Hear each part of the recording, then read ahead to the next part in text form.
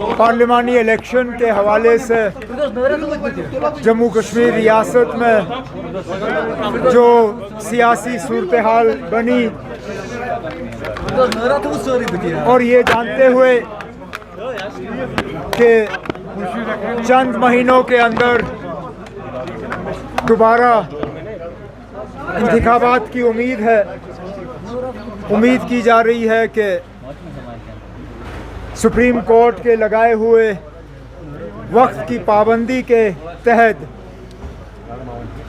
Assembly के इंतखाबात जम्मू कश्मीर में किए जाएंगे।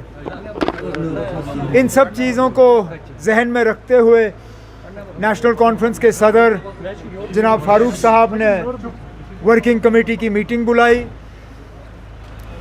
2 दिन का ये इजलास रहा। हमें सदर मोहतरम के तरफ से ये हिदायत दी गई थी कि हम मौजूदा सियासी सूरत हाल,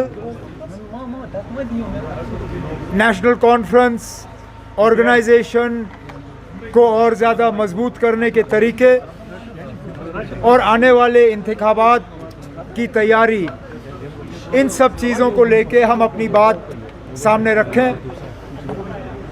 तमाम जो साथी इस मीटिंग में बुलाए गए थे उन्होंने अपने बातें रखी।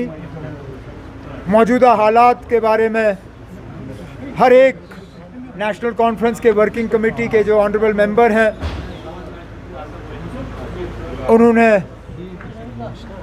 खासकर जो जम्मू कश्मीर में अभी हालात बने हुए हैं उनके बारे में खदशात का इजहार किया। चाहे वो गिरफ्तारियों की बात हो, चाहे वो पकड़ इस्तेमाल की अगर हम बात करें उसको लेके,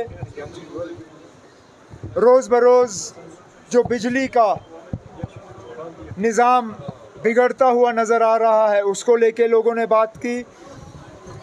बिजली की फ़ीस दिन ब दिन जो बढ़ाई जा रही है उसको लेके नाराज़गी का इज़हार हुआ। राशन की किल्लत, राशन की कीमतें, जिस तरह जम्मू कश्मीर को हर लिहाज से धकेला जा रहा है और सताया जा रहा है, इन सब चीज़ों को लेके नेशनल कॉन्फ्रेंस के वर्किंग कमेटी के मेंबरों ने अपनी बात जो है सदर मोहतरम के सामने रखी। सर क्या अलायंस एटमॉस्फेयर है वो आप भी मॉनिटर कर रहे होंगे? पार्लियामेंट का एटमॉस्फेयर जो है बात कर रहा उस वक्त वो फ्रंट एटमॉस्फेयर नहीं लग रहा। जो दूसरा कि प्राइम मिनिस्टर का नाम है आने वाले इलेक्शन का नाम नहीं दिया गया। दूसरा के साथ इंजीनियर रशीद का वोट देना अनकंफर्टेबल एटमॉस्फेयर। जहाँ तक ओथ लेने की बात है ये अदालत का फैसला होता है, मैं इसमें कुछ नहीं कह सकता। अदालत ने जो फैसला लिया वो लिया। जहाँ तक पार्लियामेंट की हम बात करें तो मेरे साथ आगा रुहुल्लाह साहब खड़े हैं। ये खुद स्पीकर की मनमर्जी के शिकार हुए हैं।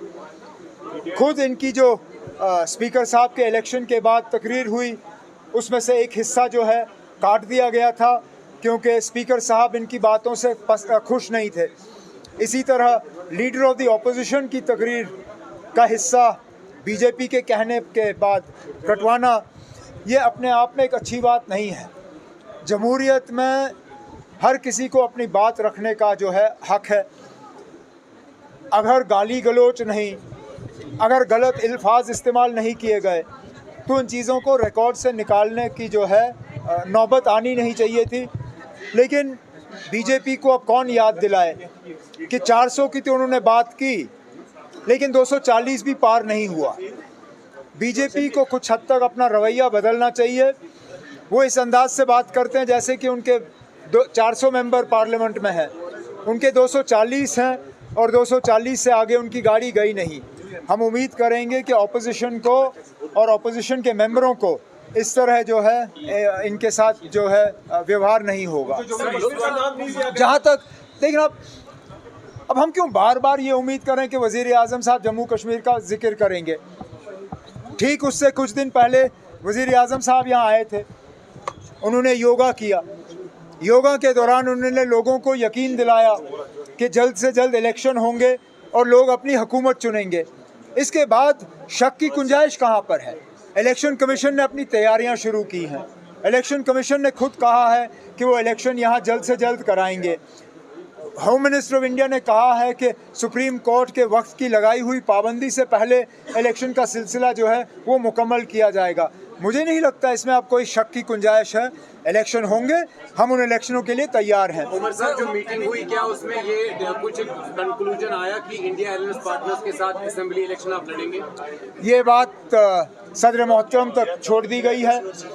सदर साहब जो इसमें बेहतर समझेंगे उनका फैसला हमारे सिर आंखों पे। किस चीज़ का? देखना, दिल्ली जो भी फैसला करे, हम तो इंतज़ार कर रहे हैं। यहाँ इलेक्शन होंगे, स्टेटहुड हमें रिस्टोर होगा, उसके बाद जो भी फैसले होंगे हमारे लिए वो हम खुद ले लेंगे। ये फैसले हमारे ऊपर ठोसे नहीं जाएंगे। अग्निवीर स्कीम भी एक कंटेस्टेड इशू इस वक्त बना हुआ है। अग्निवीर ये तो एक पुराना इशू है, इसके खिलाफ बीजेपी को पहले ही वोट पड़े। बीजेपी की हार की एक बड़ी वजह ये रही कि अग्निवीर को लेके उन इलाकों में जहां सबसे ज़्यादा लोग आर्म फोर्सेस की तरफ जाते हैं, उन्होंने इस अग्निवीर को कबूल नहीं किया है। बीजेपी को लोगों का जो मैंडेट है वो मानना चाहिए और अग्निवीर स्कीम को कैंसिल करके इसके जगह में कुछ और लाना चाहिए। हमने पढ़ा नहीं है, सुनी सुनाई जो इंजीनियर की पार्टी की तरफ से कि राहुल गांधी मुसलमानों की नुमाइंदगी अभी तक नहीं कर पाए। सॉरी, किसने कहा ये? मैं कुछ नहीं कह सकता हूँ अब इसमें। मैंने ऐसा बयान देखा नहीं। मैंने इसका जवाब दे दिया।